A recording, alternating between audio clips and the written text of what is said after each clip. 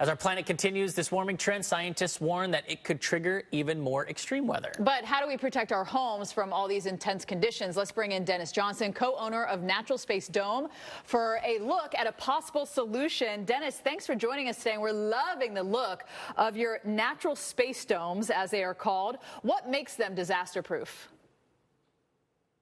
We're dealing with the shape of the dome is the primary reason. The wind just wraps right around the dome, has nothing flat to really push against. There's not a roof that can be lifted off of it. So I know you were talking about the current hurricane that you've got going up the coast, and we've got domes in North Carolina and up in Maine on an island. And both of these have been there for 25 to 35 years and gone through quite a few hurricanes. So the wind is not an issue with the dome. That's amazing. I saw there was so many memes coming out after the last hurricane, and there was one with a gentleman in Florida. He had his home, and he put giant straps around his roof, to try holding it down. The roof down. Yeah. And this is kind of like that concept, except you just took the roof and brought it all the way to the ground. What led to the creation of these homes to begin with? Do you know? Well, the domes were created by Bucky Fuller, really, the home business, I should say. And I got into it back in 1970. That's when they were hippie domes. And I think people still think that's where they are. But they've been sophisticated, year-round housing for the last 50 years. I got to say, they look really good. Are you coming from one right now? Do you sit in one right now? Can we kind of see that bend behind you? Yeah, this is our house. This was built about 15 years ago. And we are not in a flood area. We're not in a high wind area. We're not in a tornado area. But it's a very comfortable house. It's the energy efficiency. That's the real... It's cold there in Minnesota, though. So as long as you're staying warm in it is all that matters. Well, there was frost up in northern Minnesota. I think it's the first time this year anybody in the country's had frost. So we've got... Sorry about that. You mentioned some of the homes that were on the islands there in North Carolina and Maine. So how have they all withstood? Have any had to really deal with major hurricanes, and have they had any damage after those? We had a dome built in 1984 on Topsail Island, and we call it Beach Dome 1.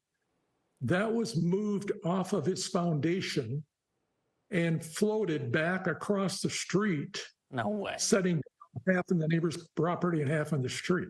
That was 96 with Hurricane Fran. But the dome was intact. Just the pilings were gone and the floor was gone. Was it reusable?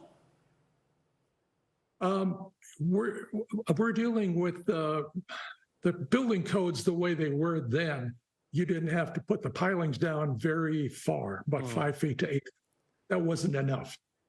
We built Beach Dome 2 on the north end of Topsail Island, and it's been there since 98. Gone through many hurricanes. There's been several Category 3 hurricanes. Not a problem at all. Incredible. Not a problem. Let's talk about the environmental aspect. You mentioned how it's kind of energy efficient. How do you make these buildings more environmentally friendly? By building something that's beyond what the basic minimum code is. I usually talk about the code as being the worst house you can build if all you do is build the code. We've been 20 to 30% better than the code requirements have been for the last, really since we started 50 years ago. My heating bill here in Minnesota is $500 a year. What? Whoa. Yeah.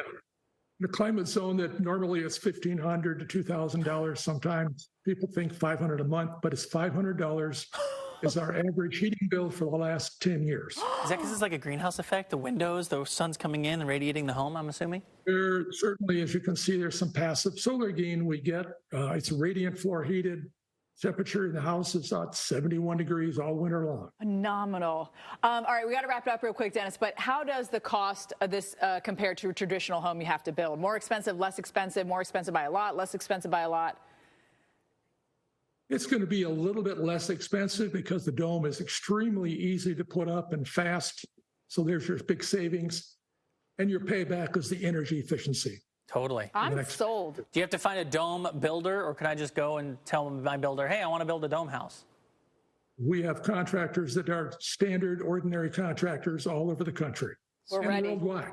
We're ready, Dennis. You've Very convinced cool. us. That was amazing. Thanks to Dennis Johnson, Appreciate it. co-owner of Natural Spaces Dome, for joining us today.